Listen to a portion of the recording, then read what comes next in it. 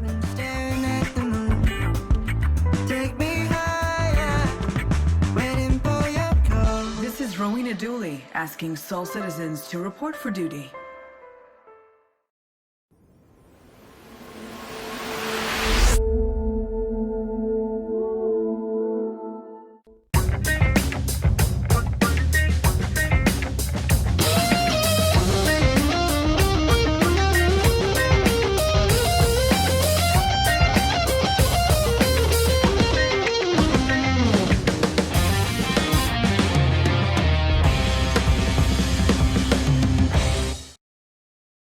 Hey, greetings. Welcome back to Soul Voices. I'm Griffin Gaming RPG, and we are glad to be back today with you guys. Hey, listen, before we get the show started this week, as you guys know, we've been having some technical issues over the last couple weeks, so I'm going to need your assistance with letting me know how the audio is sounding right now in the stream. It's very difficult for me to gauge it. I was on last night. Some of you guys know I was late night trying to get the sound balanced. But okay, I'm seeing almost over saying perfect so far. Sounds good to you, Charles, DCI. Thank you. Charles, thanks again for the sub earlier. Appreciate that. 14 months. You are awesome. You're always here supporting us. Thank you. Thank you. Good to you, Pops. Pops is the audio guy. If Pop says it's good, I know it's all right. But thank you guys so much. I really appreciate that. And hopefully I'll balance out once folks start coming into chat. Hopefully the sound will be good there too. But this is an all new system. I went from a hardware system to a completely software system, well, semi-software system, and it's freaking me out a little bit. So thank you guys for being here today. Again, this is Soul Voices. This is our one-on-one conversation where we share information about Star Citizen that comes from Spectrum, Reddit, the gaming industry, and just things that sometimes pop up in my head. So yeah, definitely appreciate you guys being here with me today. A lot has been going on this past week, both in my own life as well as in Star Citizen. And we won't talk about my crazy life, but we will talk about Star Citizen today. And our topic today is fluff or future. Hey, Carrie Ann, good to see you. Fluff or future. I was watching a couple of videos, and I think we're going to show, well, am I going to show that video? Well, I am going to show a video later. And I want to get your thoughts about red future fluff. Is that what we're going to talk about? Future fluff. We're going to be talking about fluff and future a little bit today. Also, we're kind of approaching that time of the year again where folks start to get a little nervous. They get a little bored, they get a little anxious, they get a little frustrated. And it's always this period as we're coming into like August, September, like those 2 months right before we get into heading into CitizenCon. Some of it is, I think, post Invictus. In the summer, we come off Invictus, the Alien Week. They're getting ready to get into Ship Showdown. And usually once that comes around, it starts to get really, really weird in the community. And so, yeah, Red, touching grass does help. It does help. So I want to talk to you guys a little bit about that, because last year I spent like several weeks talking about the state of the psychological, mental, emotional state of the community pushing through with this project. And over the last year, I've been going back and reviewing old design docs, reviewing old videos, and also paying attention to what's been said most recently about the development of Star Citizen. And it's been an interesting journey for me to look through stuff as well. Yeah, and so, prisoner, yes, smoking it helps too, right? I know. So today, hopefully, I'll get some insight from you guys about this, because it is an interesting period. I thought last year was interesting, and there was a lot of anticipation. There was a lot going on. There was coming back to the very first CitizenCon, and this year, we're preparing for what CIG themselves has said, an even more bigger event in October.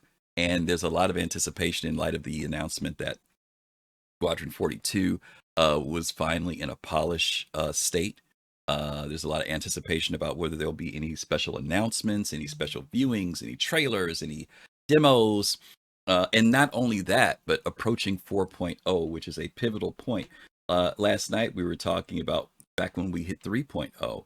And even though that was a disappointing moment for some people because they were looking forward to seeing Squadron 42's vertical slice and hearing an announcement about its release, one of the things that got overshadowed about that was that they did debut the roadmap for 3.0.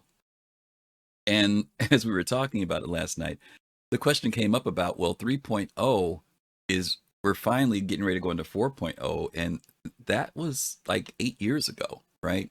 Are we to expect the same thing from a 4.0, or will 4.0 be a shorter run? True enough, there were a lot of things that weren't in place back then. There was still a lot of company building. There was a lot of development tool building, a lot of assets. A lot of things were being built over that 8-year period. But most of that, from our understanding, a lot of that has been done. And so now the question becomes, what does that timeline look like between 4.0 and 1.0's release? So these are just some things to think about in the background as we're going through this. But when we get to the Fluff or Future thing, I think I'm really curious to see what you guys think about that. So let's jump into it, okay? Because I've already talked too long. Don't forget, there will be a link. Let me make sure that the link is here. There will be a link that will pop up from time to time. And when that link pops up, you can come in and join me if you have comments about the subject that we're talking about. Keep it to the subject that we're talking about, please, because I know there's a lot of stuff we could talk about with Star Citizen. But the opportunity to come in and share maybe your thoughts about some of the questions that I'm going to have today. I did pull some items from Spectrum and Reddit this week. And so, I mean, and the third thing is going to be something that I want to talk about, which is Fluff or Future. So let's get ready to jump into it. See, boom, here we go. And this was an interesting post. It's kind of lengthy, so be ready to be prepared to read this. I don't know if Fastcart is here, so if he is not, he might be here. I don't know if he's here or not. Yeah, he's here. He says he's here. All right, yeah, there's the link.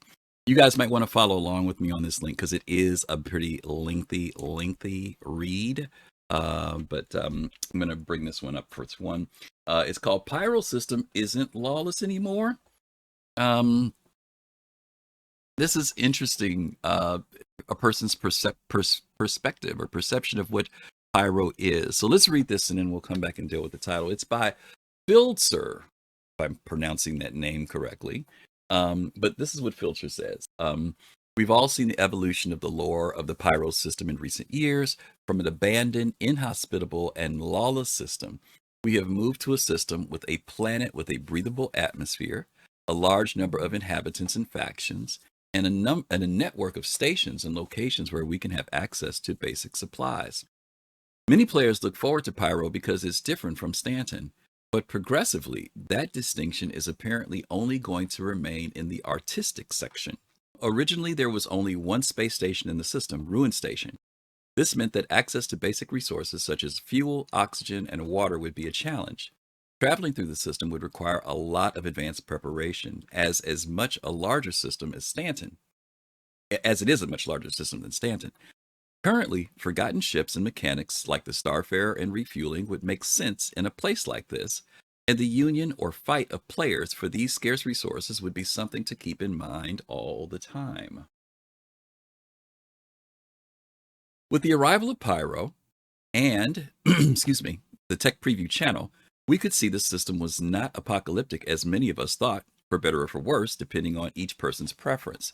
We could see that there are 11 stations controlled by different factions, LEOs in space, and 7 abandoned stations.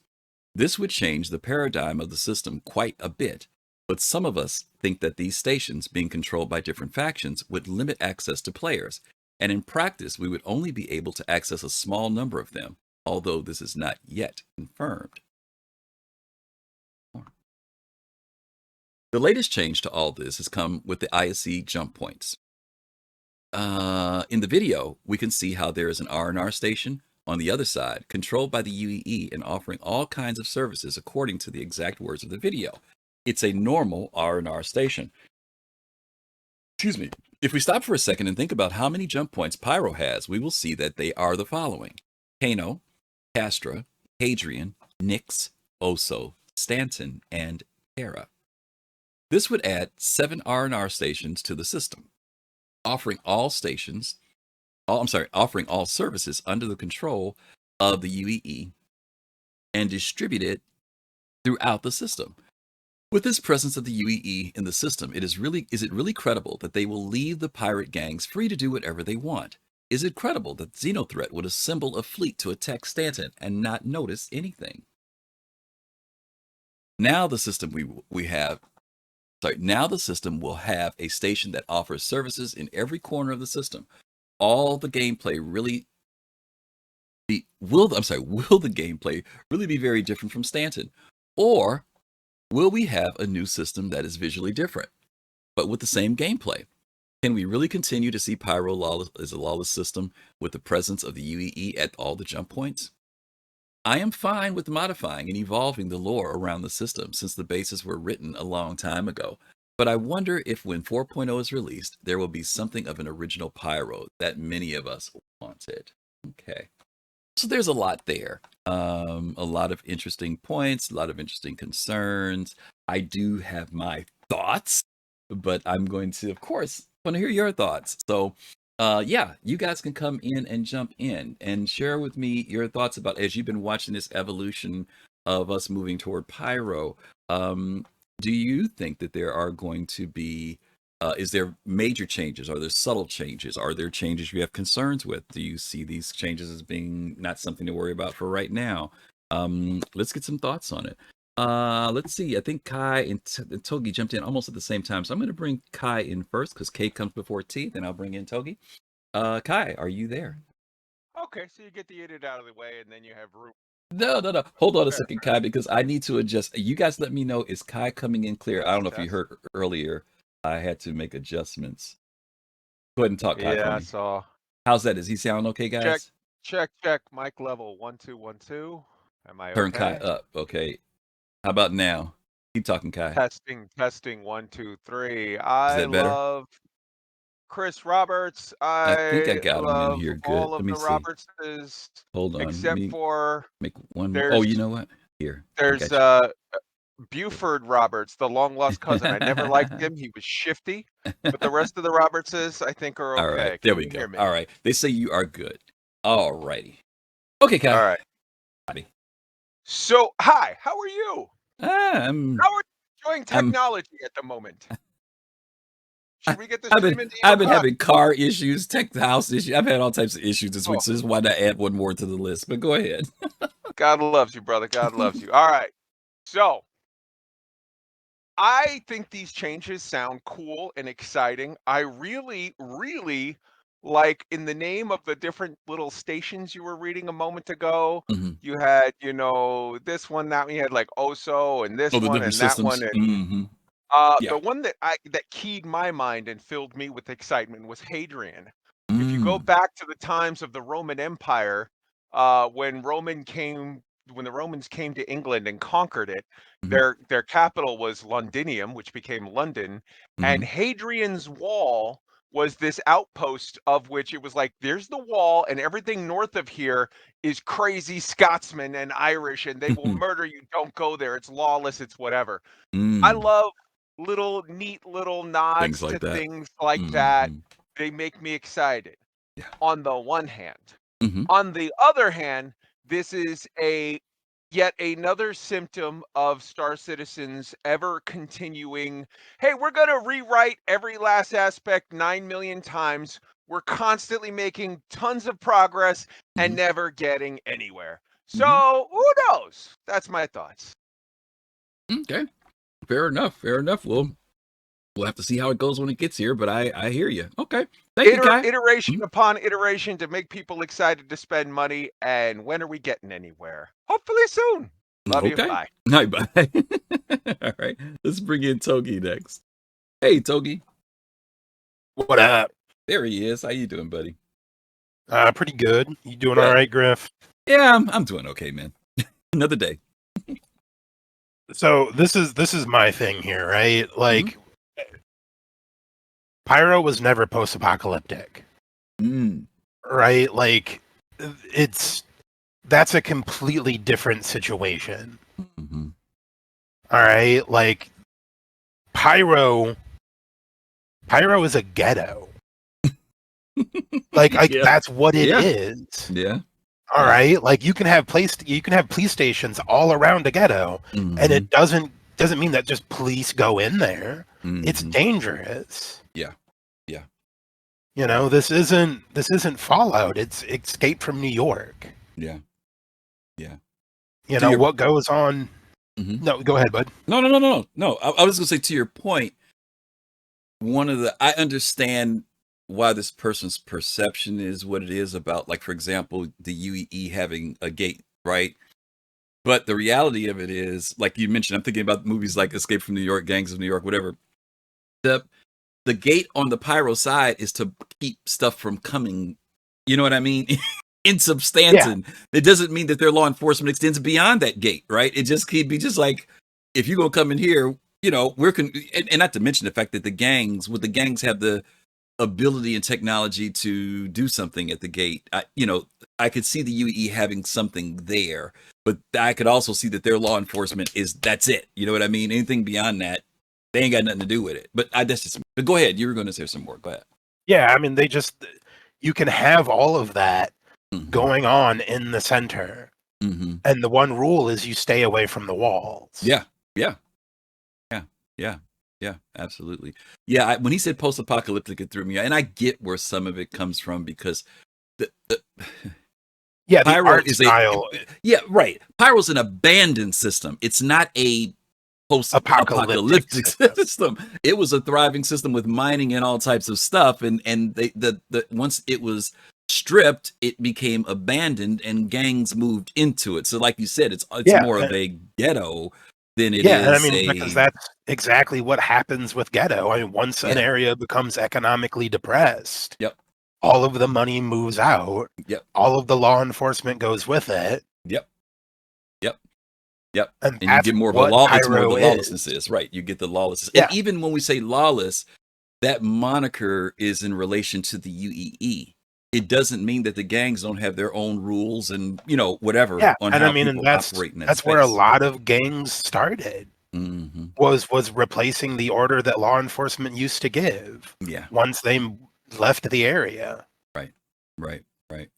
Yeah. So it does, and this kind of lends itself back to the, I always say this thing about when we did that show about visions, dreams, and realities. It's like there's the vision, but then we start dreaming, and like you said, maybe it was based upon concept art. Maybe it was based upon some other things that someone thought that this was more post-apocalyptic, but the lore actually says that it was a system that had an economic viability at a period of time, but then once the main industry, which was mining, ran dry, then it became abandoned. And so I also wonder, Togi, what do people expect to do in a system where there's nothing?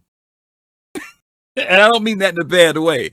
I'm saying, if there's nothing in the system, if there aren't other points of interest, what is there to do? And I'm not saying that the population of, like, how they're saying, because I think what they're saying here is a little bit of overkill in the sense of the economic engine that they're seeing here. I think it's still going to be very much, if you're doing something economically there, it's going to be with the gangs. I also think that there's going to be opportunity for people to look to possibly start, if they want to live in a system that's outside of the UEE where they could build. I think that there's going to be an economic engine because of the fact that there is a lack of resources, reasons for people to move between Stanton and Pyro. Still, I still think there's going to be a tremendous level of threat depending on where you go in the system, because Pyro is 3 times the size of Stanton, so it's huge. So even based upon the numbers of, LEOs and the different places that he mentions here, these rest stops, but you're in a system that's 3 times bigger.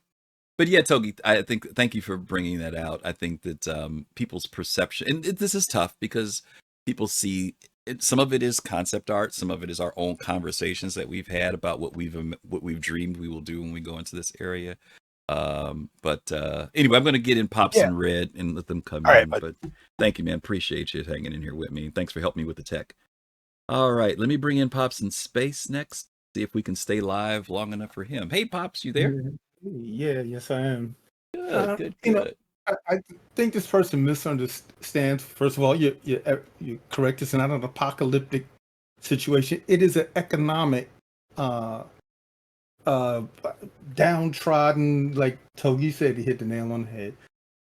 Ghetto situation. I think this is what Pyro is about, and like you said, also the lanes.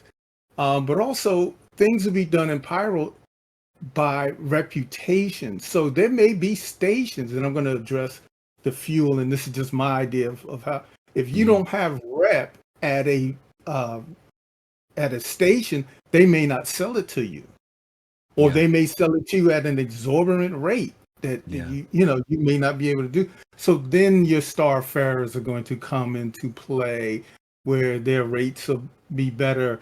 You could pull an Endeavor in there. Maybe if it has a store, maybe you could open up your own store and kind of do things that way.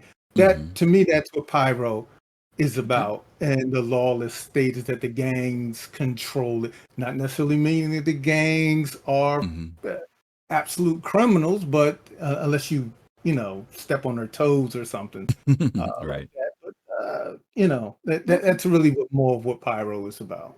Yeah, Okay. All right. Cool. All right. Cool. Thank you, Pops. Appreciate that. All right. Let me bring in Red Bear. Red, are you there? Yeah. Hey, I how am. are you? Good. Let's see. So I hear myself twice. That's a bit annoying. So I have to. Anyways, about Pyro. Okay. Yeah, I think I hope the resources will be like very scarce. Okay. That the people from Stanton or anyone else where the resource is not scarce have to bring them in. Okay. To keep it going, the economy. Mm-hmm. So you get like a balance between the pirates and people want to do the business there, and pirates have to actually balance who and when how much they're gonna rob people of their resources, because they don't want to shoo people away to do this, right? Because otherwise their economy drops like very fast. So I see there some opportunities. I also hope that and I saw say this before, that they will actually have less points of interest when you enter the gateway or the jump point. Because I think that's also part of exploration. And it would be nice if they have it in with 4.0, but that's Hopium. That you actually have to find those spaces. Yeah. And not just jump to it and that's that. And I think there is where you want to have the long range ships for. Yeah. Otherwise, you can do anything with a smaller ship. And I think there should be also a balance between long range and the shorter range. Yeah, the shorter range can only do so much, and then you need the bigger ships, or at least the long range ships, to do so. Yeah. Makes sense. Yeah, and that's what I hope for. Pyro plus, plus last thing, to do this lawless anymore. I think it's not like an UE crime stat. It's like more the reputation with some people that you're going down with, and then they say like, yeah, X is prohibited, and then it's not so much you're going to jail, they just shoot you up and that's it. Okay, fair enough. All right, Red, thank you. Yeah. Okay, bye. Yes, he's probably telling the truth too. Let me bring in Fist to Face, and then we're going to move on to our next subject. Fist, are you there? He's muted. There he is. Hey, Griff. No worries. Okay. Sorry about that. It's okay. I was kind of confused by the question at first. As to trying to understand what does he mean by Pyro is no longer a lawless system. But then as I listen to everybody else say, I don't think that it is becoming a like it's changing. I get the lore of things like technical wise, when I look at the game evolving And, you know, we can see, like you said, from concept art, we saw something that they described to us at that point. But as things evolved and technical limitations come up, you know, obviously, you know, the game has to change. So the lore has to change. But I don't think that Pyro is not, if I'm understanding, that it's not going to become lawless anymore. I don't think that they ever described it as being lawless. I just think that they described it as being not under the UEE. And I think that might be what he's concerned about. I think here's some of the assumptions that I saw. One of the assumptions was that out of the 7 other systems that have access, because there's 7 other jump points, right? Right. His vision of it is, or what he seemed to imply, was that because there may be gates at all of those positions, then the UEE is actually very present in that system. And because they're quote unquote present in that system, that therefore it is no longer lawless, right? But like what Toby said earlier, the UEE's interest in their systems, whichever systems they are, such as Stanton, I'm just going to use the Stanton one, right? It would make sense to me that they would try to patrol the presence at that gate in some form, right? They have the technology, the money, the to whatever to do it, right? Do the gangs have that same level of resource to do that? I don't know, but I'll share with you what I think this is, where I think that this post may be in error. I think the parts that are good are about the gangs, about the vastness of the space, about the need that there's a lack of resources that are there. I think that the failures in this post might be assumptions. First assumption is that there's some great, tremendous amount of resource access there provided by these different bases, these different stations, these R&Rs. The R&Rs, Pyro is still a testing ground. It is not a final of what the game will be. What I see Pyro introducing is trade and economics. A system that has no natural resources and a system that does. And the way that those two thrive and survive, is by the movement of economic movement of resources going back and forth. You can stay in Stanton and make some money, but you will make better money in a place like Pyro. Now, is that because of gangs? Is that because of found resources that maybe we don't know that are there? Is it because base building starts? Is it because people start being able to set up their own locations and need certain elements? Is it because NPC missions are set up there where we have to respond to them by bringing resources from Stanton into those areas for delivery missions? So there's a lot of stuff. So even if it's a quote unquote less populated, abandoned system from its heyday, it can still be classified as lawless. It could still be classified as resource weak, because we can't do that in Stanton. No matter which planet you go to in Stanton, it's thriving. These are corporation planets. You don't have that in Pyro.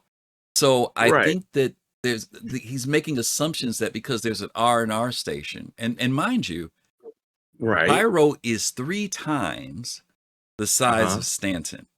And so even if the R&R stations are there, even if there's a habitable planet there, and those of us who went in and did the test, we only went to Pyro's 1, 2, 3. That was it. We didn't make it out to 6. Nobody even went out that far. You know what I'm saying? So I think that there's a lot of not that he was trying to be wrong. I just think there's some wrong assumptions here about the presence of these things that are listed. That's why I was kind of iffy on, because I was trying to think, does he know the lore on Pyro? Because it sounded like, because when we did our little video project on Pyro, understanding the lore about it, those R&R stations, through pyrotechnic algorithmic, I forget I think that's the name of them. The system, was sold to them, to Pyro. And it was basically almost a decimated system at the point when they got to it. They thought they can get some stuff out of it, but it basically was nothing there. Mm-hmm.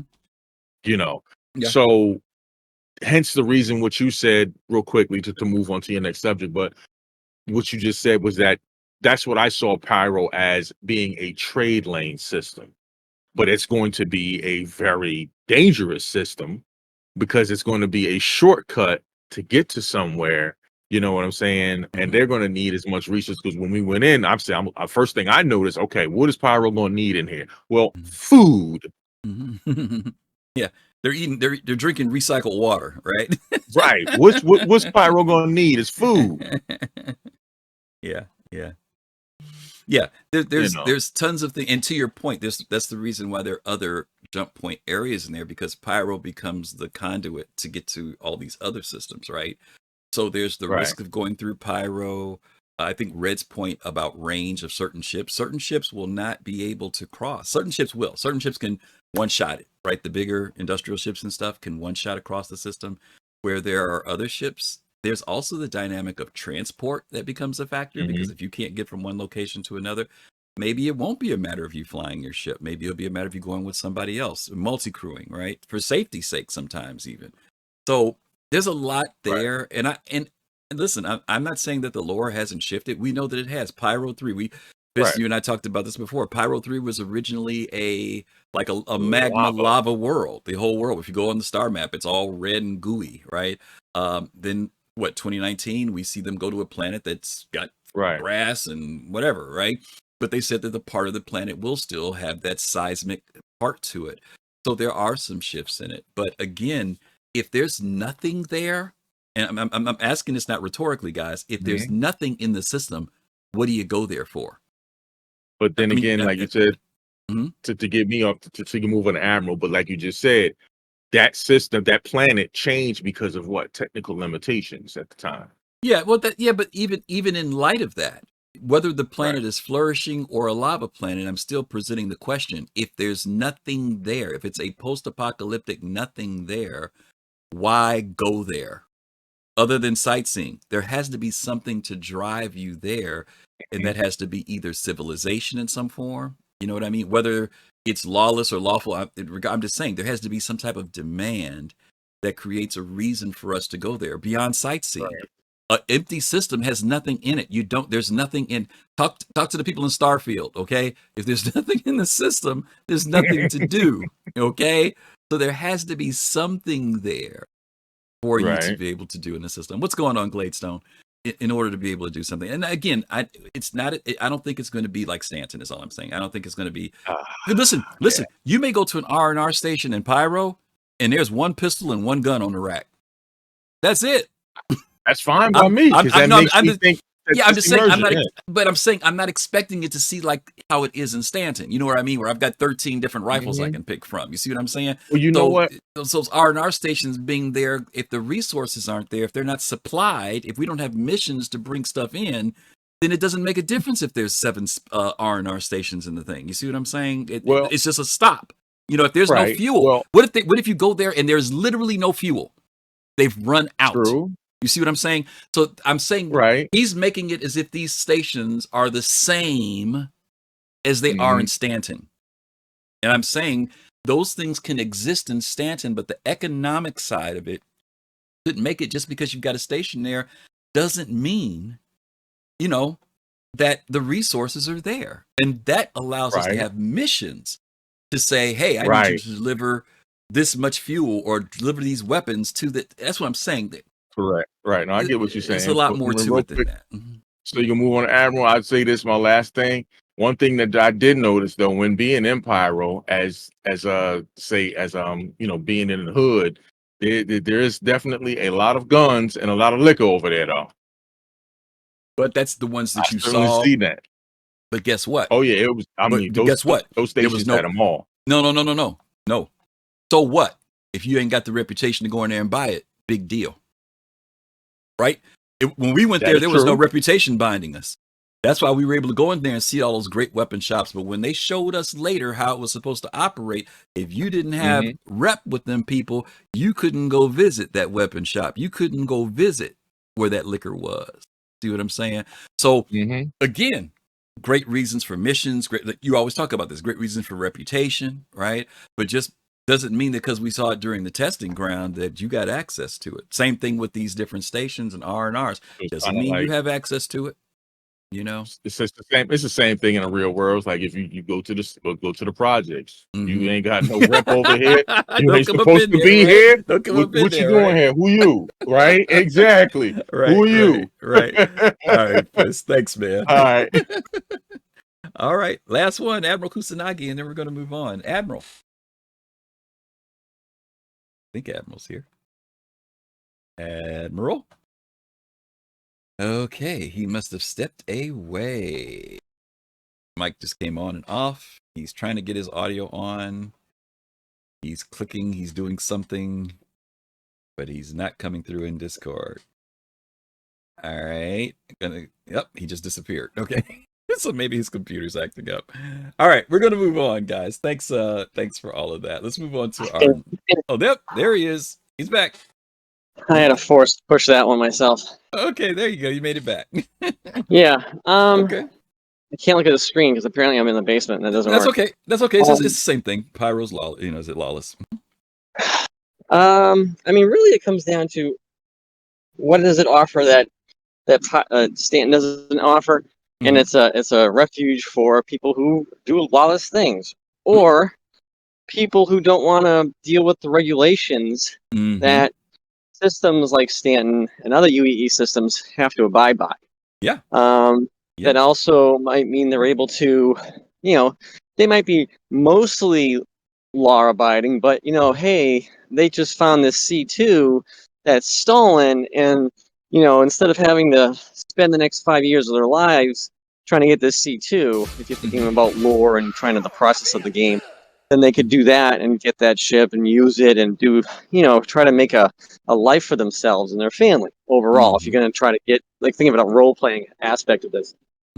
So that's kind of how I see, that type of system. And you're right that we do need fuel to come in, similar to like Pyro, because Stanton is because Stanton, those systems are still going to have missions out there to provide the same benefits, but it might be a little bit more difficult because we might have to go into systems like Stanton to get those and pirate those ships to actually have a reason to get those ships and to pirate those ships, so they can restock the Pyro systems and similar like that. That might cause problems with the Banu and Xi'an if other unclaimed systems or that same type of mentality is going on where we're raiding their shipping lanes.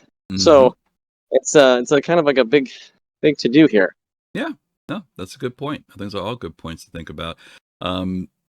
Economics will be the driver, right? And who knows what Pyro may offer that Stanton does not, too, right? We still don't know. We only know what we have our hands on over on our side of the portal, but there may be some things over there that we find out are actually meaningful in some form.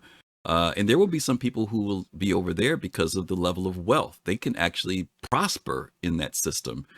Maybe we don't know how they'll do it, but I think there's going to be a reason why people will choose, and not because of lawless behavior, but they'll choose because they actually thrive over there in that space. But we'll have to see. We'll have to see how Pyro. Yeah, it might be similar to take current the current system right now, where you have the real estate where it's so large, so expensive here, and if I wanted an acre of land, it would cost me $1 million, right? And then so you might have a thing where you you might like the aesthetics of say Microtech, but you might want to go into Pyro because you can have 100 acres of land, and have a larger facility that costs you 25% less to put out. And yes, you can plant and stuff like that. So it's the same type of stuff. Yep. Those are good points. Okay, Admiral, glad you made it in. Thanks, buddy. All righty. Okie dokie. All right, we got through that one. We are almost at the top of the hour. It's almost time for my commercial break. I'm going to save the commercial break for later, though, so we can play catch up a little bit here between our technical issues today. Let's go into this one. This one is from Reddit. It's by oh, by the way, thank you, Iron Deslock. Thank you for the Prime sub, 2 months. Appreciate you. Thank you. Amazon Prime, we'll take it. Thanks a lot. Reddit 1. Is there a way to get rid of a ship? This was interesting. This was really interesting. Some guy gave me a F-ton of money, and I was stupid and took it and spent it on ships. I feel like the game is now boring with no grind. Is there a way to get rid of those ships? Well, as you guys already, half of you guys already know the answers to this, so we're not going to even talk about the getting rid of the ships part. I do want to talk about the first part of this, though, right? Someone comes to the game, someone dumps several million on them, right? Probably, right? Because they said they bought a bunch of ships. And now that they've got their ships, the game's boring. Yeah, how do you guys, is this the future of Star Citizen? You know, is all this stuff that we're supposed to do just fluff? Or is this the future of Star Citizen that once people get their ships, there's nothing to do? Now, this person was grinding. I have no idea what area of interest they had. I don't know if this person was into space combat. I don't know if they're into mercenary missions. I don't know if they're into mining.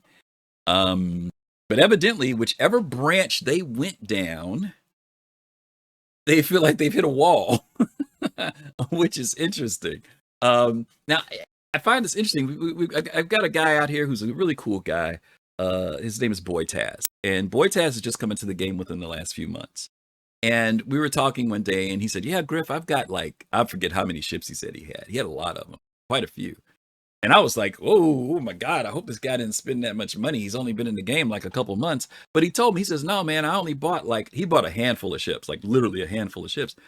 But within a month, 2 months time, because he really enjoyed the game so much, he went out and got all the other ships that he wanted. And he's really happy with that. The fact that he was able to grind. Now, some of us, you know, it was all out of our wallet. You know, we saw a ship we wanted, we paid for it. But he was one of those people that jumped in with both feet and figured out the system enough that he could make money in the game. And he doesn't say, well, I feel like I can't do anything. You know, he acquired it, but he worked for his. But here's somebody who got a bunch of money dropped on him, a bunch of credits dropped on him. They went and bought all the ships, and now they feel like, and it's interesting. They said it's boring with no grind, which is interesting to me because most people ain't trying to grind. They don't want to grind like that. But this person accidentally sounds like they're like, man, I don't have nothing to do now. You know, I don't have nothing to work for. Let's just say it that way. Nothing to work for. Yeah, drop in. Give me your thoughts on this one. What do you think? Is that what's going to happen in the game? Is it going to get to a point where, you know, folks are going to have their ships and they're all going to be hangar kings and queens? You know, they're not going to be able to do anything with them later. I don't know. I'm curious to see what you guys think. Let me bring in Pops in space. Let's see what he has to say. Hey, Pops. Hey. Okay, grind. Oh my goodness, that's a the magic word, huh? Ooh, yeah, that's the magic. The 5-letter word, right? It's the one 5-letter word you try to hear, right? Yeah, okay, yeah, I'm reducing it to 4 because it's hell. Okay. But, the 5 4-letter word you don't want to say. Okay, I got you. Yeah. Okay. You see, I look at it, and now, you know, I'm looking to get rich, but that's not a major goal of mine. I'm looking to do cargo, to fund mining, to fund exploration, which you know, it's a kind of a stair-steppy thing for me. It's not that I'm looking to buy a ship because I own the ships that I want. Mm-hmm.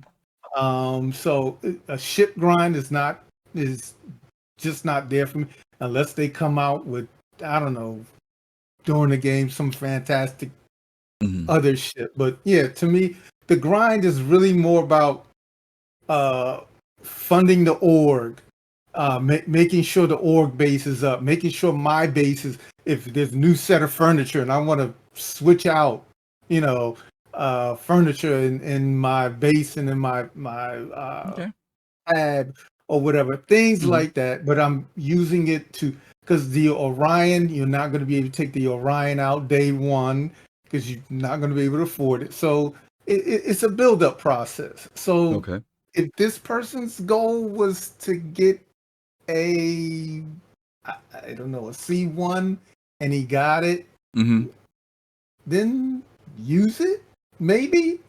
Okay. All right. That, Fair enough, Pops. All right. Thank you, brother. Okay. All right. Let's bring in Togi. Let's see what Togi's got. And I know Togi, boy. I know what Togi's got. Hey, Togi. What do I got? You got vehicles. You got plenty of vehicles.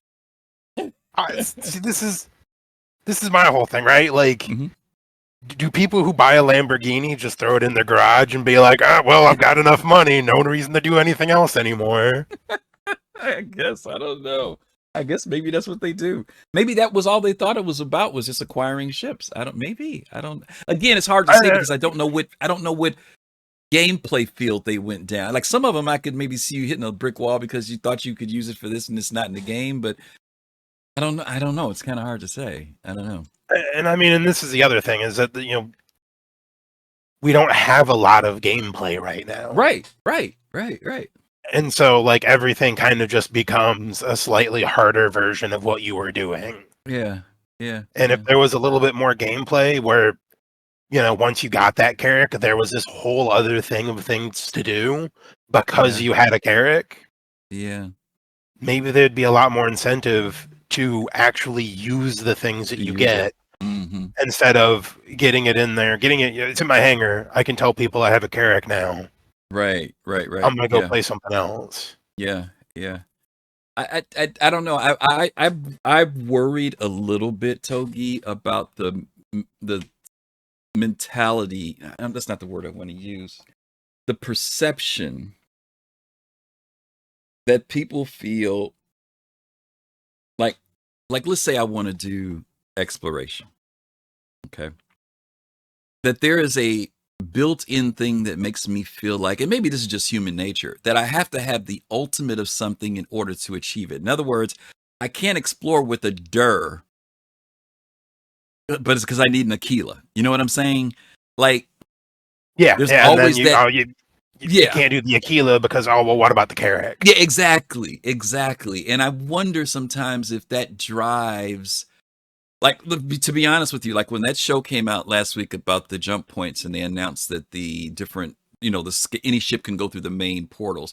In a way that was cool, but it also triggered me a little bit because I remember one of the reasons why I bought a 315, and matter of fact, one of the reasons when I bought the exploration pack was because the exploration pack had a 315 in it. So that was AKA small, that and the DUR, right? Those were my small jump points.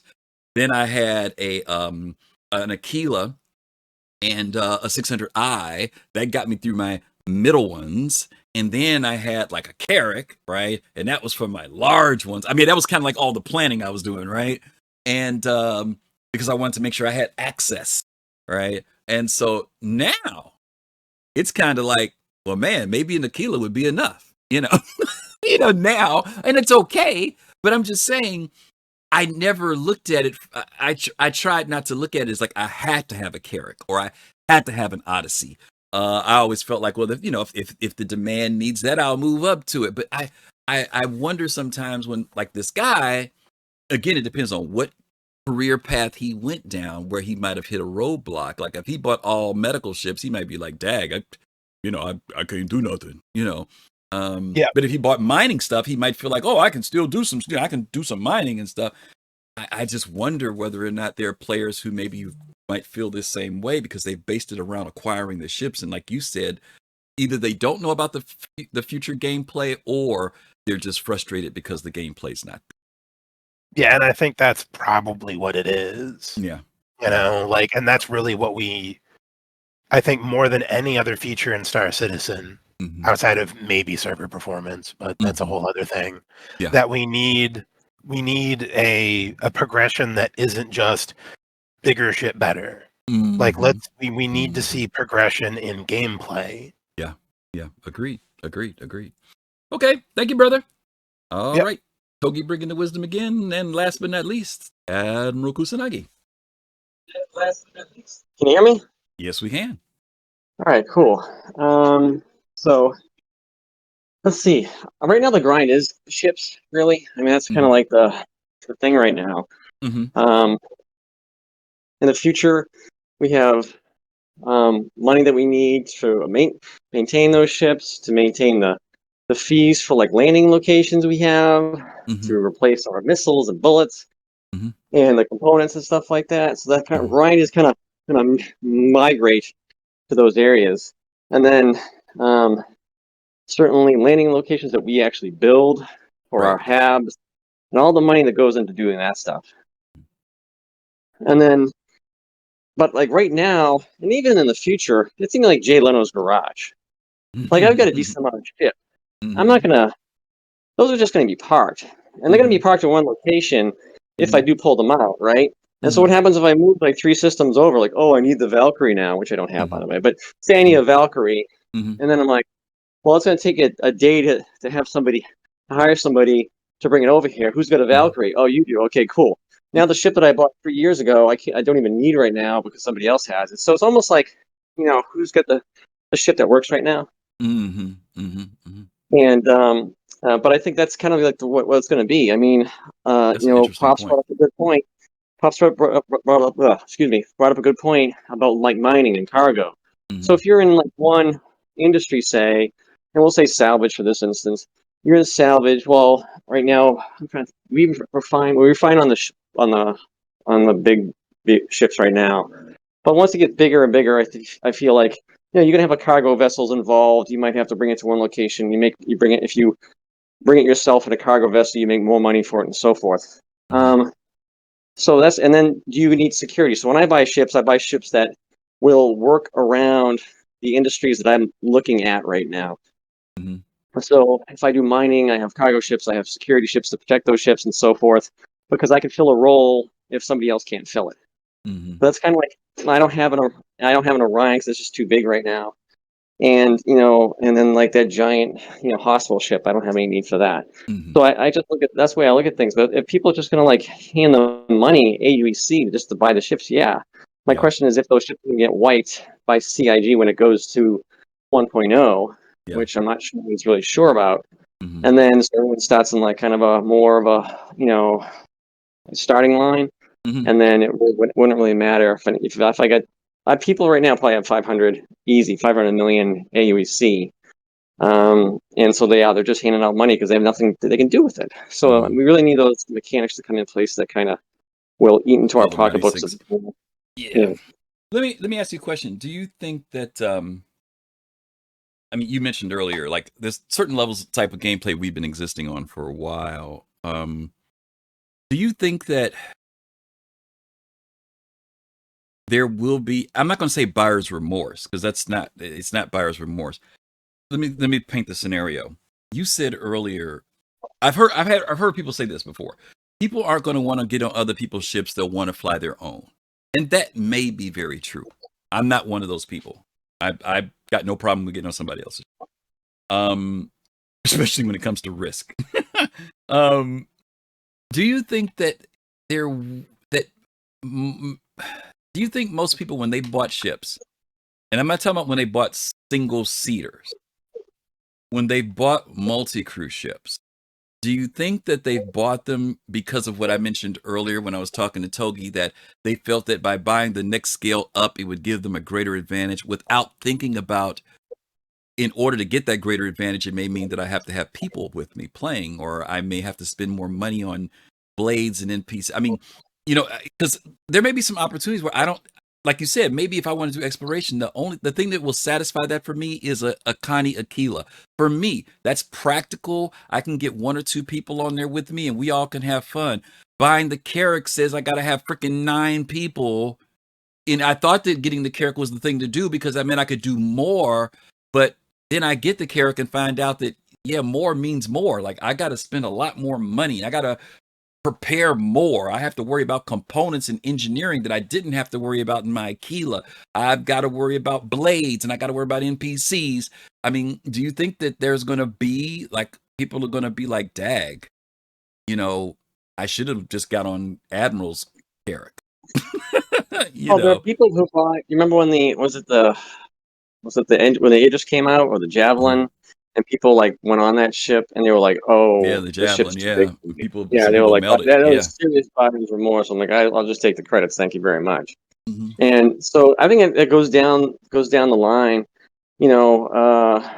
Everybody wants to be able to do things on their own. Certainly, like, oh, I want to do this by myself, and I was able to fly the Ebon Hawk, myself, and I had NPC crews, and they were in the little places in the Old Republic, and I was able to go from point A to point B and do my missions and so forth. And people want to do that with their MSRs and Connies, and but then you talk about the Idris, and it's another story. Like personally, I have no problem going in other people's ships. I do have an Idris, and like Perseus and stuff like that. But like the way I look at it is like, where do I want to start off when I log back into the game again? Like if I log out in your ship and you're always in, where do you go? You're like in where are the places you like going? Like Hurston or something like that? You're like a big Hurston. I'm always I'm Area 18 all the time. Yeah, Usually, you're I'm Area out of Area 18. 18. So I'm like, yeah, if I hang out with you guys, you're always Area 18, but I'm like, okay, I have to travel back to Microtech because that's where I like to log out every night because that's where my main location is. That's where my ships are. And this is the same thing where, okay, if I'm going to pick a ship that I have in my Jay Leno's garage, I have to be at a certain location. I mean, if it's not claimed in that location, meaning, stored, then yeah, I can probably just pull it out immediately or wait the 10, 20 minutes to get it. But I'd rather just, have everything there and make sure I have the right components and engines and shields on it and so forth. But that's where it comes down to. It's like almost like people have like too many ships.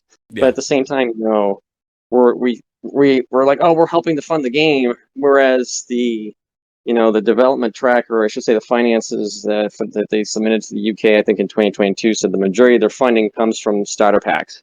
That was what their financial disclosure came. So yeah, we give them a lot of money for these big ships and these concept sales, but somehow, I don't know how this is even possible, but they say there's so many new players coming out that, and this is probably why we're seeing these, YouTube commercials and stuff like that. We're like, why are they having like YouTube commercials on? But they're grabbing people.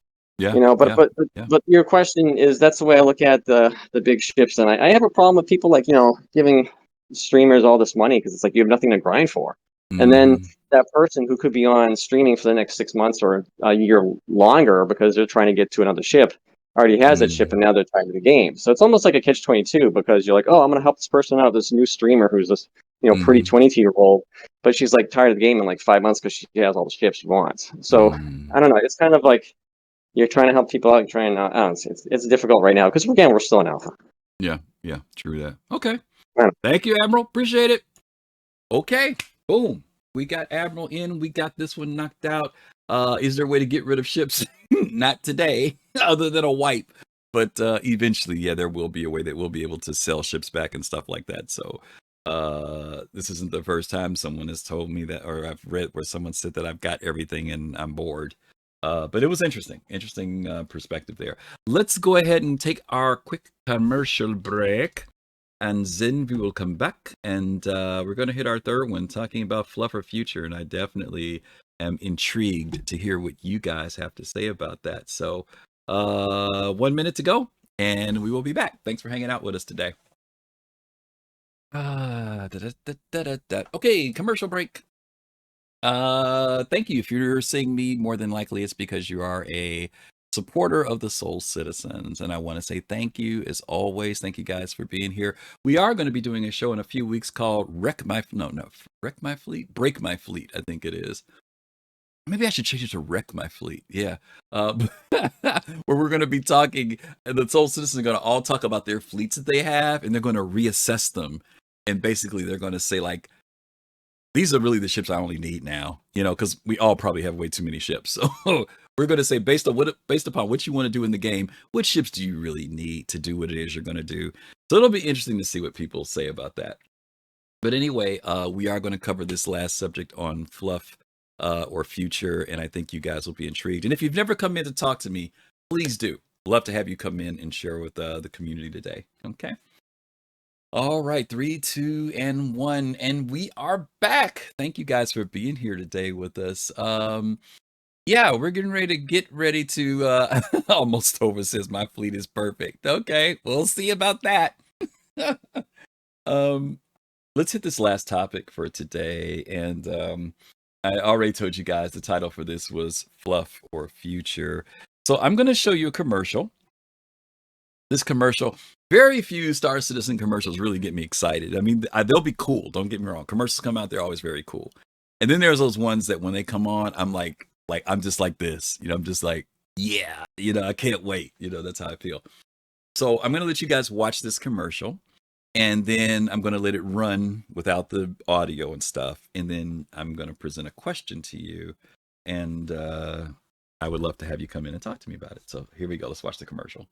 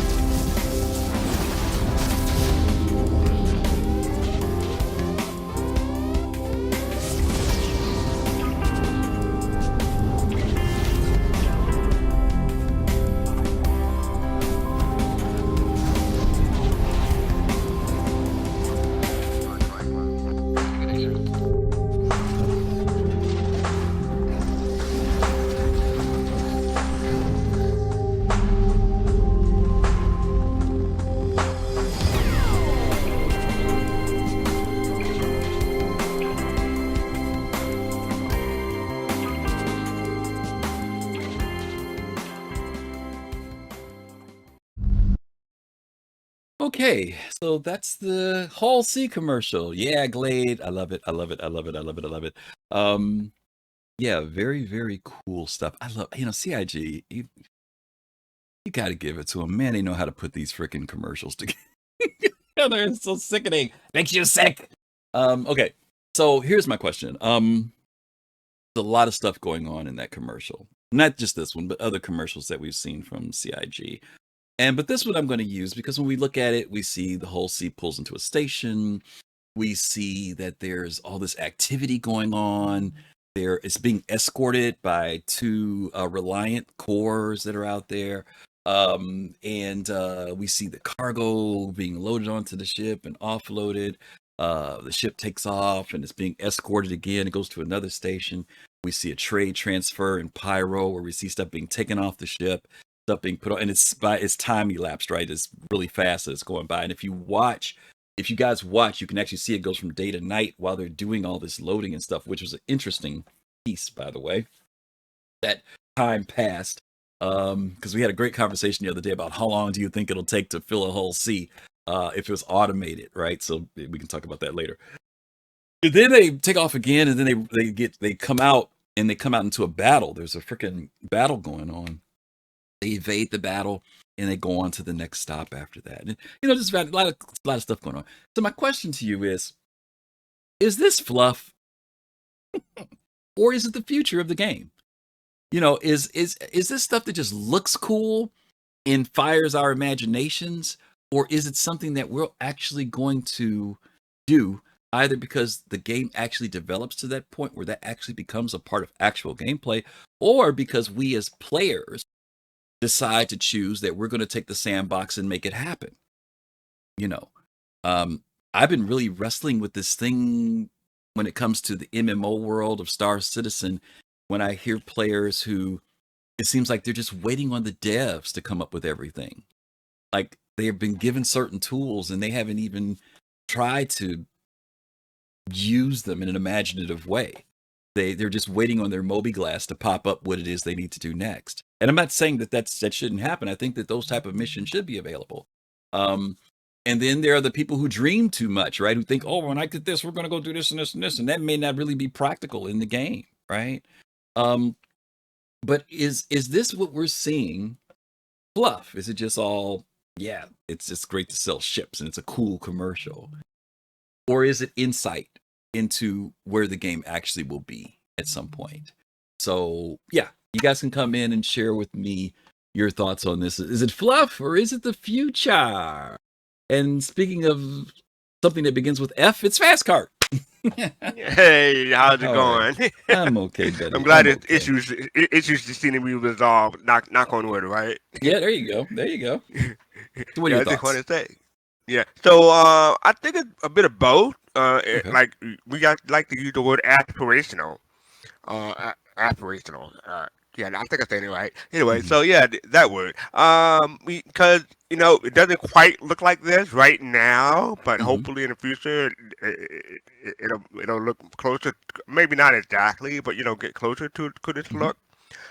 We did a show a while ago, taking a look at some of the past trailers and stuff like that, since 2.5 and whatnot. And there was one that was like the future of Star Citizen that was like not, I don't want to say over the top, but it was like way aspirational compared to what we currently have. Even like it came out like in 2018 or something like that. But some of the stuff that we saw in that commercial was still not available. So yes, they do like to take an aspirational feel, and some people may feel like that's not fraud or not baiting split, but not really sincere. And I guess that's a polite way to say it. But hopefully, down the line, CIG will prove themselves right. Yeah, I mean, I know that the term that you were on the tip of your tongue was the idea of deceptive marketing. Thank you. Yeah, I mean, there's a part of me. First of all, I agree with you. I completely agree with you. Aspirational is a good word. It's what we are working toward. There's a part of me, though, that says that this is both contingent upon CIG and the player base, though. Because I've seen games where there are mechanics there for players to do, but they don't want to do that. They just don't want to do that.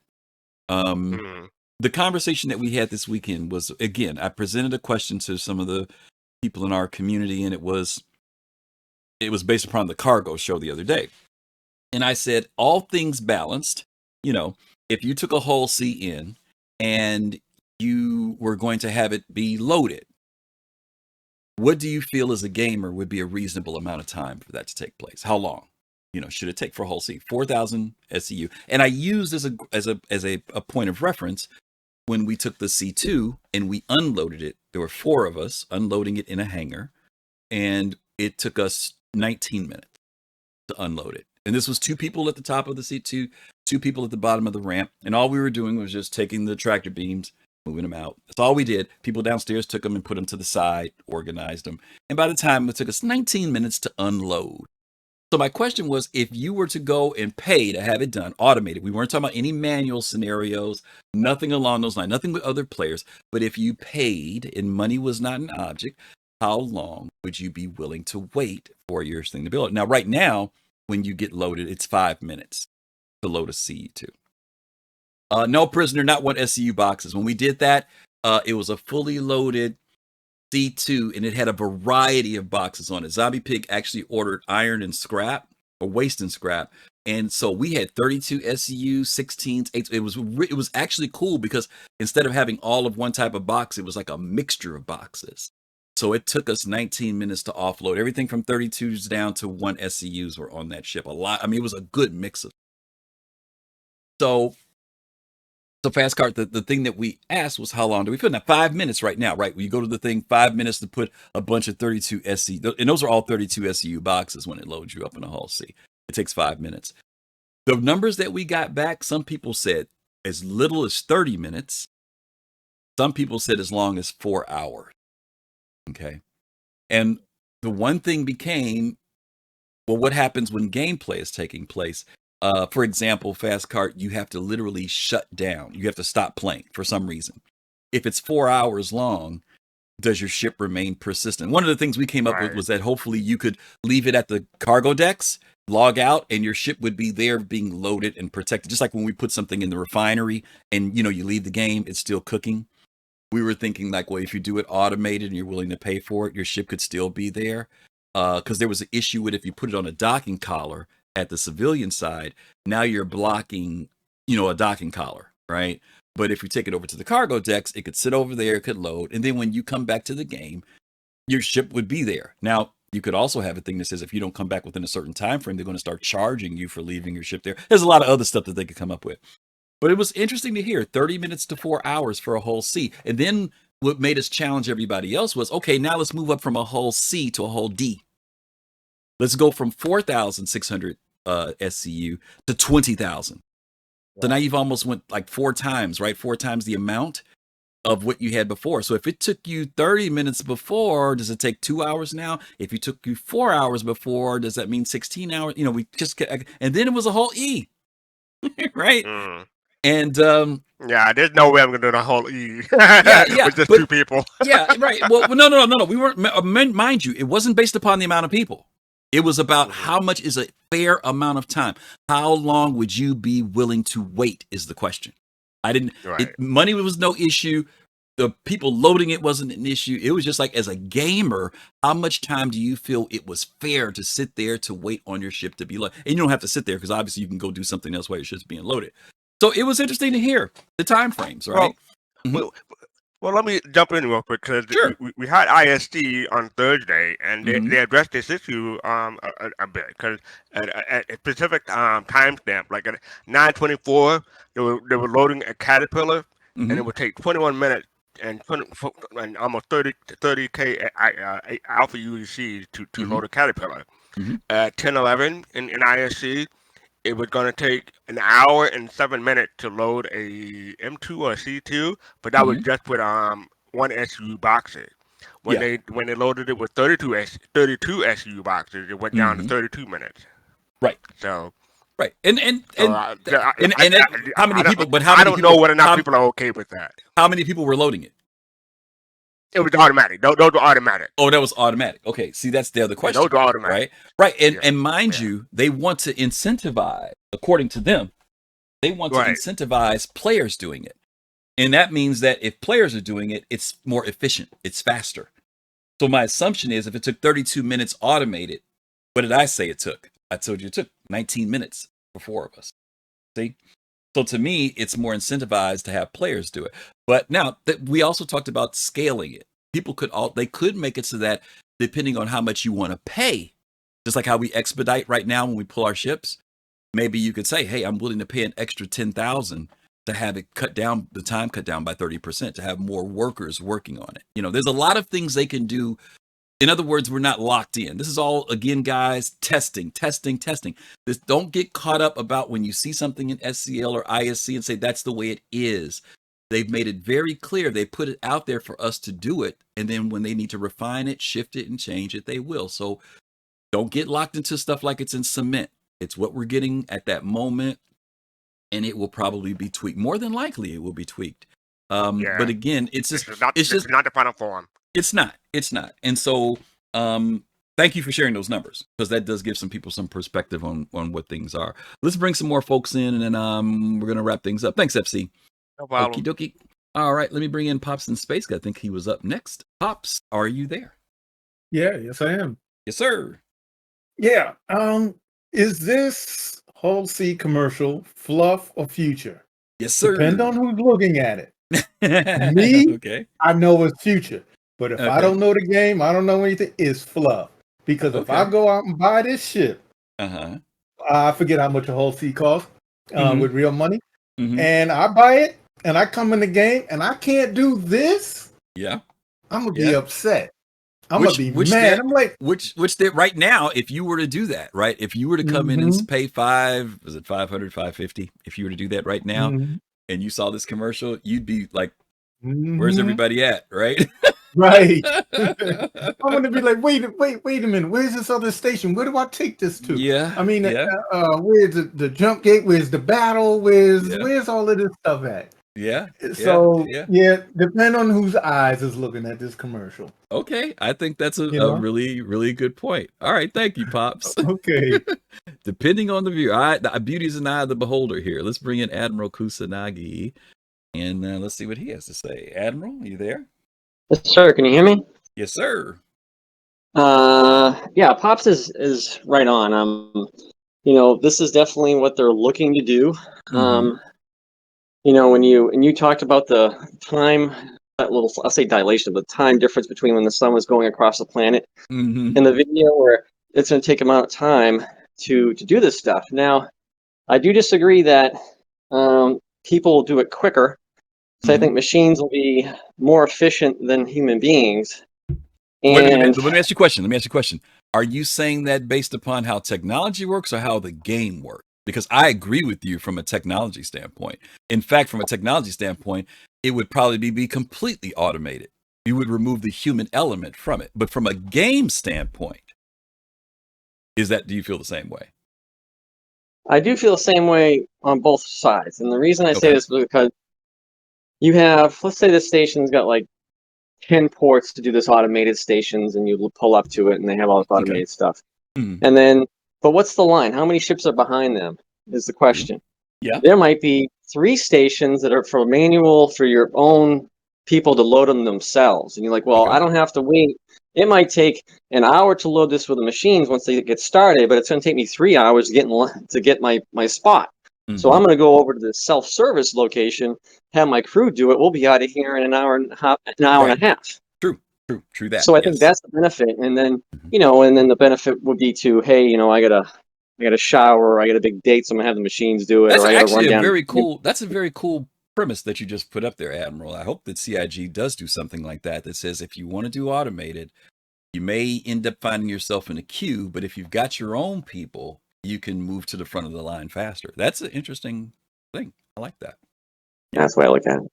I like that. So, and it'll be more expensive because they're going to have it they're going to do it, and you could just go do what you want to do. You could literally take a ship from that station. But my point is my point is that you've incentivized multiplayer gameplay at that point, right? Right. So I think Jade was telling us, or someone was telling us the other day, that there's an org that got started, that their whole thing is like a moving company. They're a packing company. That's all they do, is they want to be available for players to hire them to load their ships up, right? It's not like anybody's going to steal your stuff. I mean, they're going to put their stuff on your ship for you. But I just think it's kind of cool what you suggested, because it does, for the players who do have access to players, they could say, hey, we can get this ship done much faster if you guys come along with me, and I can pay you faster. If I automate, it's going to take a little bit more time, Now, the question I would have is, does somebody from your crew have to be in there while it's being operated on? No, I wouldn't think hey, so. Joe, you get the next shift, you get the next 30 minutes or something like that. So, no, I think Ops Chief was mentioning that yesterday, that he said he had no problem with time factors as long as he's not bound to the ship. Because, see, my thing is, the way I'm hoping that CIG does it is that you pull your ship up to the cargo decks. You don't go to the admin office. You go down to the cargo deck. Once you're parked and docked, you go in and put your order in, just like how they're doing it now with the freight and the cargo.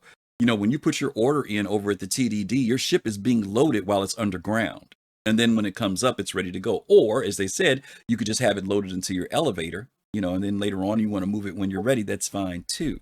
So I'm hoping that the cargo decks work in a very similar way, that if you're if you're putting in an order and you want it auto loaded, when your hull C is parked outside, it's being loaded. And you, like you said, go to the restaurant, you can go do your shopping or whatever. I'm even hoping that you can, if it's a long period of time, that you can log out and come back.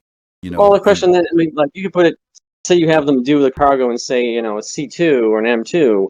Yeah, that's out of sight, out of sound. Right. Out of sound, out of sight. Reverse one. And then, but like with the hull C, I have a hull D, and B. So the issue comes down to, it's out in the open. You can't land it when it's extended on the bottom section. So it has to be extended. So it has to be being worked outside. Right.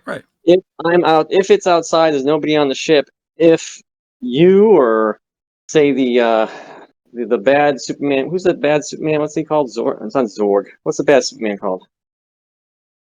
I don't know. He's okay with. Go ahead. Remember the bad version of Superman? We'll say the bad version of Griffin Gaming RPG shows up to my Hull C or Hull D outside and starts using a cutter outside because there's no. Now you've gone way. No, I get where you're going. That could not happen.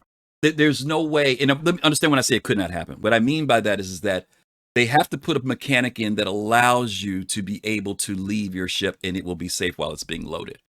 That I don't. Right now, like for example, remember how they had a thing when you load your hull, see if someone came into the space, it would throw off your loading time. Remember, it would stop. Your loading would actually stop if another ship comes in that box with you. Okay. And I'm saying I would hope, Admiral, that when you put your hull D in there and you park it, that's a secure location. Now, once you leave that area, it's on you. But the idea that location, somebody's not going to break into your ship. Somebody's not going to go out there and start snatching boxes up. Nah, because now you do introduce the problem that you said, which means that somebody's got to be there, and there's no way to guarantee that on a game. There's no way. I hope that's Griffin Gaming RPGs talking, not Bizarro Gaming RPG talking. You talking about Bizarro? Oh, now I see you. Yeah, I kept serious about it. I was like, oh, that's it right there. So yeah. But I understand the concern. But I would hope that if they gave you the flexibility that Admiral could go down to the office, put his order in, that Admiral could also say, and we know this, they want Admiral to be able to go do his shopping. They want him to go to the restaurant and meet up with his crew while the ship is out there being loaded.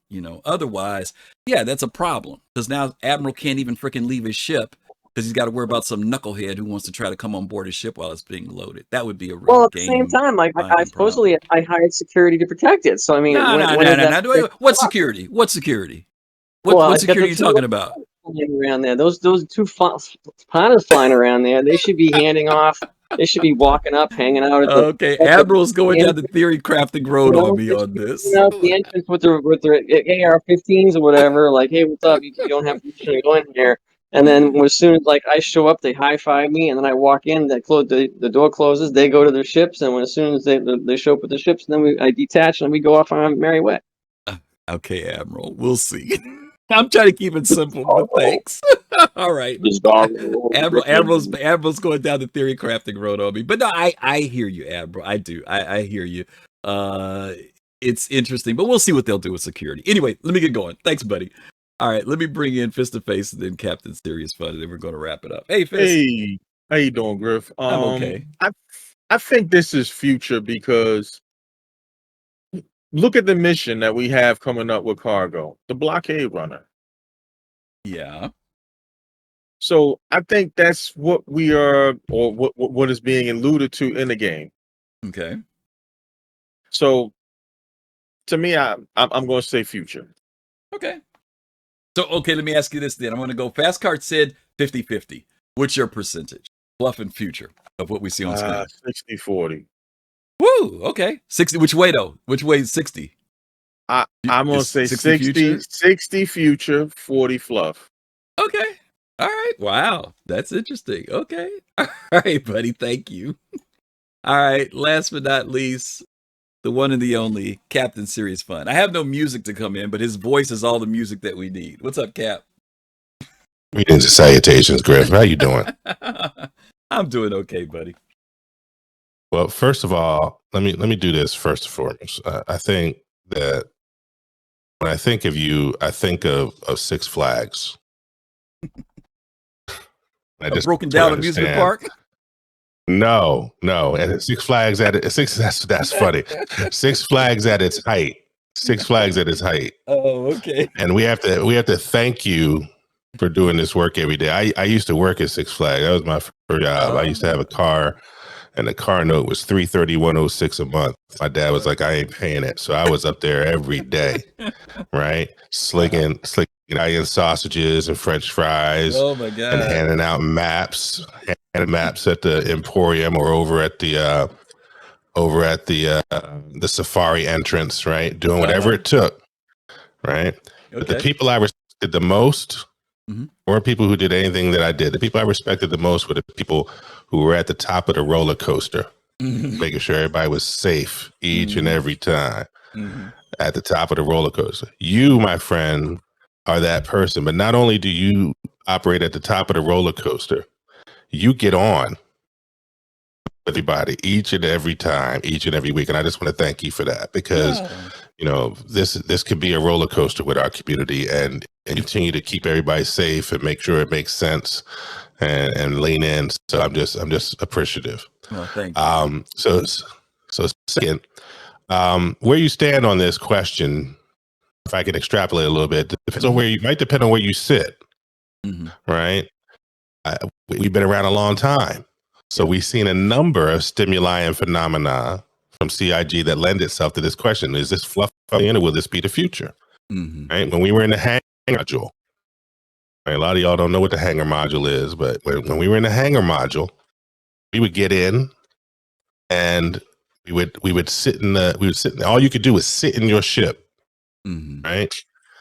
And we would imagine what the future could be, right? And it would have been very easy back then to be like, this is all fluff. This is all I'm gonna get, right? But for many of us, we sat down there and we could see it. And then we got the Arena Commander pods, right? And we started to be able to see it. Is this going to be fluff? We got the social module, Area 18, right? Is this going to be fluff, or is the future? We're seeing the future. Then we did the Pupil to Planet video, and we saw the Carrick ad, and all the way up to the Lynx commercial. People are like, oh, I can't go down in the caves. Yes, you can. We go down in the caves right now. The sound is scary. I don't even like them caves, right?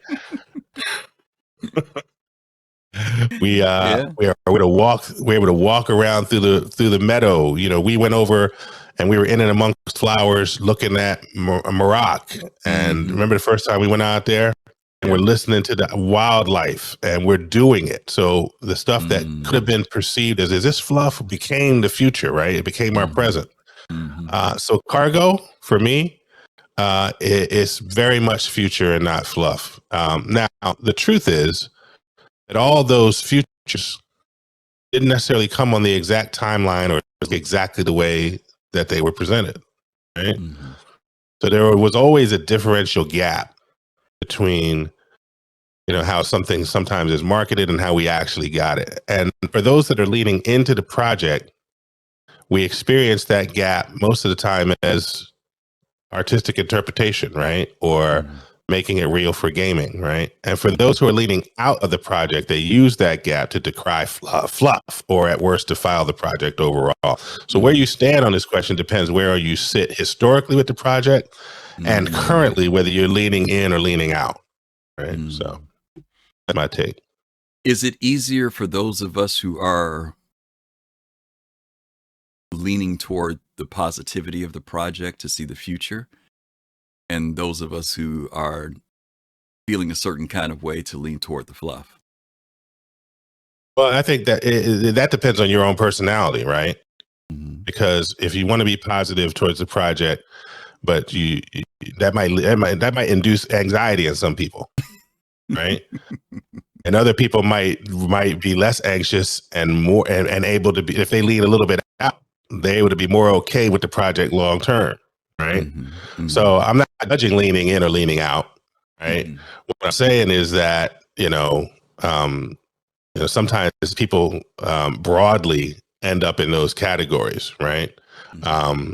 With exceptions that demonstrate the rule. So for me, I tend to lean in, but I lean in such a way where I've just made the decision intellectually, psychologically, and emotionally that I'm just going to process, experience, and engage with every single day of the project. Okay. Right? I'm going to play devil's advocate a little more. Hopium and copium. And you and I have had these conversations about the power of marketing.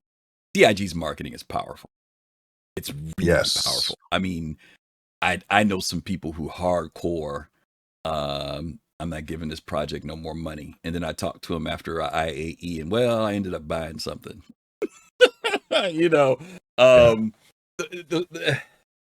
Is the fluff in the future? I guess my question becomes, will there be people who may feel that the marketing I'm not saying deceptive marketing because that is deceptive marketing can mean we know we can't do it, but we're going to put it out there anyway. Right. And then right. there's deceptive marketing is there's nothing this you're going to be able to do, but we're going to show it to you anyway. Right, exactly. Right. And then there's the marketing that says, I'll use Fast Cart's word, aspirational. This is what we would this is what we're shooting for. This is what we want to see happen in the game, right? So when we look at this video and we see cargo pods being attached and there's traffic around the station, that's what we want to see happen. But that is still contingent upon the game base, the player base. If the player base does not embrace the game design, you can have all that. You can have all the possibility there, and you can even have the tools and the assets there. But if the gamers, and mind you, this is still based upon the gaming company too, because they have to create the incentives. I'm just curious as to whether or not, even if all the tools and mechanics and everything's there, are gamers ready to invest at that level? Are they? Is there going to be satisfaction enough there that exists so that this becomes a thriving, long-lasting scenario, and not just one that is because it's the latest patch? Because there is that cycle that happens with us. I know I'm going into another in-depth level of this, but even now, I think that the community is getting to a place where they've exhausted the gameplay aspects of what's offered. Now, I'm not saying they've exhausted the universe and the world. I'm saying that bounty hunting, FPS, mercenaries are reaching a point where we've done it all. We've done it all with what's there. Right? Now, mind you, we as players could go out and create our own scenarios and, get in the sandbox. Well, I'll come back to that. You know what I mean? Come back to that. Right. So, but I'm saying, I'm just trying to use this commercial as the example. It takes some effort to do all of what we're seeing in that commercial, is my point. And it takes a lot of elements to make that happen. It takes elements for that cargo to move. It takes elements for that battle in space to happen. It takes elements for that whole sea to be crewed, because it wasn't just one person on that ship. They had a crew on there. That's why those are the things that I'm thinking about when we talk about future. It's not that I don't think it's not possible. I just wonder, is it possible in relation to gamers? Are we ready to embrace a world like that? Because that's not instant gratification. And so much about gaming is based around gratification that happens within a 2-hour, 3-hour game period, or 20 hours. But what if it freaking takes 20 hours to freaking load your ship? Yeah, I mean, here's what I believe, and I think Fastcart has authored the seminal language for today, which is aspirational, right? Because aspirational indicates a point of view and a process, right? It isn't static. It isn't as binary as some of the things that I've said, right? It is more along the lines of, and I feel like you could even see it today, because we get this look behind the scenes at CIG, you could see it today, even among the devs, that there is a bit of wrestling with how to deliver, right, this thing. Do you deliver it in a way that has these sort of extended, multi-linked, multi-integral pieces of gameplay features and phenomena? Or do you simplify, right? And, Jade was lamenting the other day on Soul Voices, put item bank things everywhere and go from a magic of holding to a screen of holding that's magic everywhere, right? Versus what you could have done, which is to have a couple of those item banks in key places and then force choices and consequences, right? Gamers ready for that. Well, a lot of gamers were saying, I don't have time for that, right? And I'm like, well, I have time for 1,000 other games. I'd like in this game to have time for that. But so I'll go back. And I'm not, this is not whataboutism, but it's just important for us to place some things into context. And I'll start with a game that's super, super, super popular, and then a game that we talked about the other night that isn't popular at all. But when you look at World of Warcraft, when I became aware of World of Warcraft, I became aware of World of Warcraft because of its trailers, right? And those that know World of Warcraft's trailers know that its trailers are cinematic, right? Now, those that will play devil's advocate to the point I'm about to make will say yes, and they say cinematic trailer on them. But the reason they say cinematic trailer on them is as much ostensible straightforwardness from the World of Warcraft marketing team as it is managing disappointment, because when you get into the game, it doesn't look anything like the cinematic trailer, right? At all, right? And in fact, I know consciously or subconsciously for me, one of the things that I was unable to do was to translate from how those trailers had me imagining the future in that game to the experience of the game. And I felt like the trailers were then resultantly fluff, right? Because they were connoting something that I had to imagine in my mind, but that wasn't on the ground. Now, it doesn't mean the game doesn't have value. The game has a lot of value. We had to do that growing up as gamers for years and years and years, right? And we still play games. But what's interesting with Star Citizen is a lot of the things we see in the trailers are cinematic because they're also they can also be taken right out of the game. Right. People complain that Star Citizen is a screenshot simulator. Why do they say that? Because it's photorealistic in so many different ways, and almost anywhere you turn, right? And so we have a little bit more of a blurred line there, right, in our experience. Now, you talked about our gamers ready. I'll use another game, Angels Fall First, right? Level Cap Gaming and others have reminded us that this game is about to go to 1.0 after almost a decade. Does that sound familiar, right? It's been in early access for close to a decade. And it is Star Citizen before Star Citizen in many ways, right? Vehicle play, fighter gameplay, FPS, capital ship gameplay. It's all these things, right? And nobody plays it. Right? In part because the player base that they were going for was not ready to either engage with that or wait for it. Right? So the questions around what players are ready for and what the current player base is and how it's still becoming and what it's ready for now versus what it might have been ready for later, are all valid questions. And we're going to have to continue to explore them as we understand where we are now with the project. I do believe, to finish off, I do believe that you're right and that there is some exhaustion. And I said it the other night in another conversation, the number 10 matters, right? And once you got past 10 years, in psychology of 10-digit base 10 mathematics, and we're human beings where 10 is significant, that you had to start bringing some stuff home. And I think CIG has realized that. But I will finish with this. Gameplay, whether they're features or phenomena, don't just happen to you. You happen to them. And there's lots of space that remains in the Star Citizen universe as it is today, right, for us to create gameplay, right, for us to do things and come up with things. And I know that muscle is underdeveloped in today's gamer, right? It's weak, right? Yeah. But this environment is asking us to exercise that muscle and imagine what we could do in the sandbox. And I think that opens up a whole new set of things that might be fun for people if they give it a try. So, yeah, that's good stuff. Good stuff. Okay. Yeah. All righty then. Well, thank you, Cap. You said it, and I agree with it, and that settles it. Thank you, my brother. All right. Yeah, I mean, a lot of this is perspective. I get it.